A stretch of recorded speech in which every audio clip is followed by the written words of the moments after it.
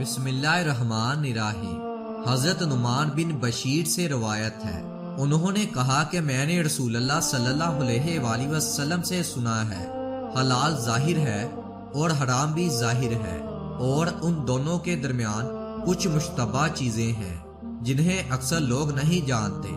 چنانچہ جو شخص ان مشتبہ چیزوں سے بچ گیا اس نے اپنے دین اور اپنی آبرو کو بچا لیا، اور جو کوئی ان مشتبہ چیزوں میں مبتلا ہو گیا اس کی مثال اس چرواہے کی سی ہے جو شاہی چارگاہ کے آس پاس یعنی کہ اپنے جانوروں کو چرائے، قریب ہے کہ چرہاگاہ کے اندر اس کا جانور گھس جائے۔